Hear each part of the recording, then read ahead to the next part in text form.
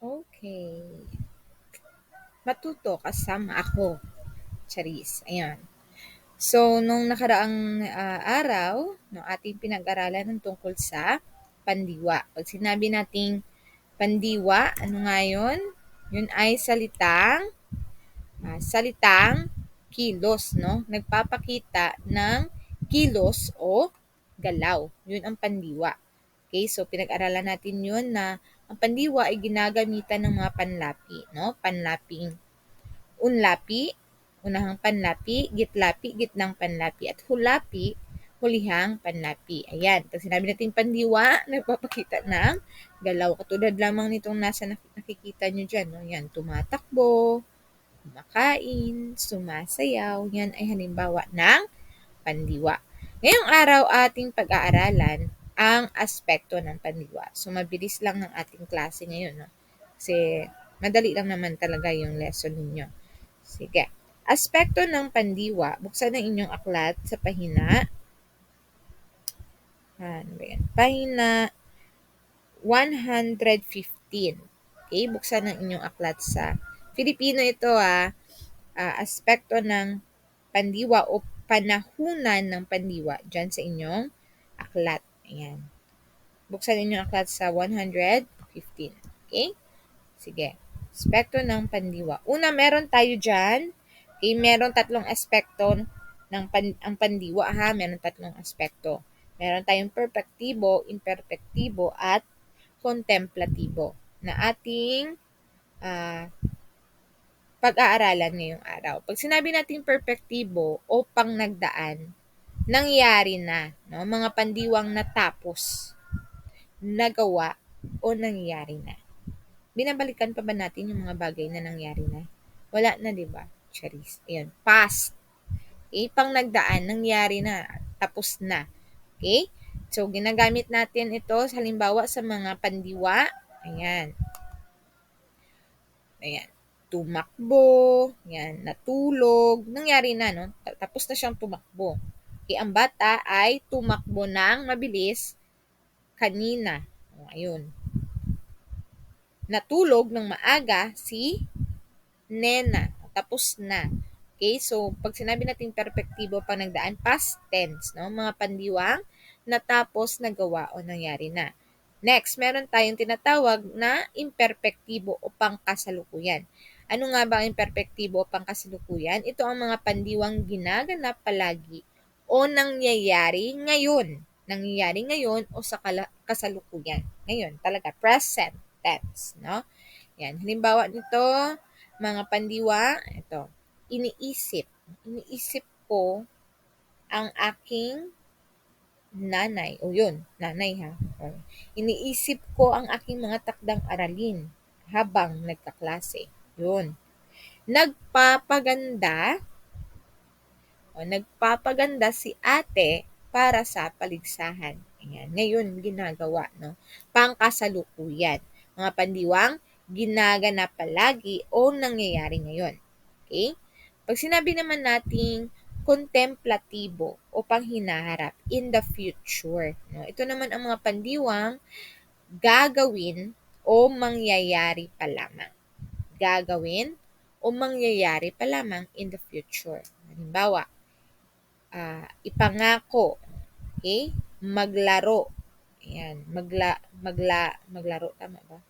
Maglalaro. Ayun, no? Maglalaro ang mga bata mamayang hapon. Okay? At ipangako mo muna na wag kang ipangako mo munang wag kang magloloko. Grabe naman yun. No, ipangako, gagawin pa lamang. Okay, meron tayo dito ang halimbawa ng aspekto ng pandiwa. Alam ko blurred dyan. Blurred, no? Ayan. Pang nagdaan, perpektibo. Pang kasalukuyan, imperpektibo. Pang hinaharap, kontemplatibo. Halimbawa, nagdarasal, no? Napalitan lamang ng mag pag pang hinaharap na mag. Okay? Napapansin ninyo, pag nasa pangkasalukuyan, dumodoble yung salita. No? For example, dito sa panagdaan, nagdasal. Pangkasalukuyan, nagdadasal. Pag hinaharap, doble pa rin, napalitan lang ng mag. No? Halimbawa din dito, natulog, natutulog, no? Dumoble, natutulog. Tapos na pinalitan lang ng M, matutulog. Same goes by dito sa nag-aral, nag-aaral at mag-aaral. Naglinis, naglilinis, maglilinis. No, dinodoble nila. Kumain, pag pangkasalukuyan dinodoble ay nilalagyan na, no? Meron tayong dito, panlaping Kumakain. Pang hinaharap, kakain. Ayan, tinanggal si no? Tinanggal si usually ganon. Nagbalak, alam niyo nagbalak? Nagplano, parang may balak siya, ganun. Nagbalak, nagbabalak, or magbabalak. Ayan. So, ito yung mga halimbawa ng aspekto ng pandiwa. At tapos na ang ating lesson. Joke. Ayan, meron pa. Pawatas. Pag sinabi natin pawatas, mga pandiwang hindi nagbabago ang anyo, no, sa panahon ng pagkaganap ng kilos. Ang mga ito ay nasa anyong pautos. Pawatas, pautos. Okay, so ang pawatas ay binubuo ng panlaping makadiwa at ng salitang ugat na may nanilalapian. No? Yung salitang ugat, nilalapian siya. Yan, halimbawa, ipambili, ipagluto, turuan, masabihan. Yan, pautos, no? Pero, focus tayo saan? Doon sa tatlong aspekto ng pandiwa, no? Yung perpektibo, imperpektibo, at kontemplatibo. So, madali lang man yun. No? Actually, natutunan nyo na yun noon pa, di ba? Yan, na-review lang. Okay, so gawain. Try natin.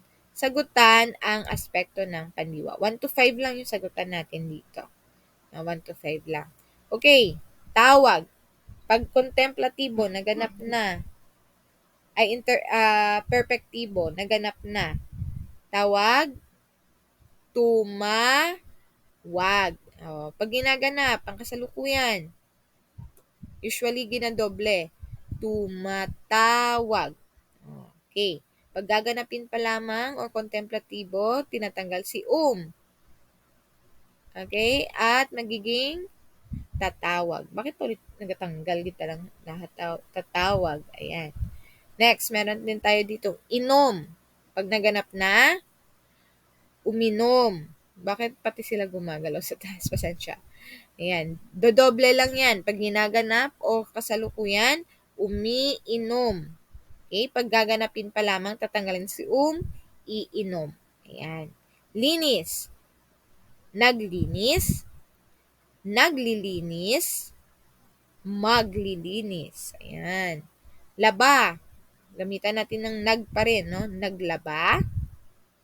Pag ginaganap, pangkasalukuyan, naglalaba. Pag gaganapin pa lamang, maglalaba. Ayan. Kain. Gamitan natin ng Kumain. Pag ginaganap, kumakain. Pag gaganapin pa lamang, kakain. Okay? So, yan lamang. 5 lang ang sasagutan natin ngayon. So, ganyan, no? Ganyan natin ginagawa yung aspekto ng pandiwa. Tandaan natin, perpektibo, imperpektibo, at kontemplatibo. Pang nagdaan, pang kasalukuyan, at pang hinaharap. Naganap na, ginaganap, gaganapin pa lamang. Ngayon, kunin ang inyong aklat at sagutan ng pahina 116, gawin natin. Sana naintindihan ninyo, no, yung aspekto ng pandiwa. Okay, so sagutan yan, ha, sa pahina 116. I-shade nyo lang doon. No? I-shade nyo lang. Sige. Maraming salamat sa pakikinig and God bless.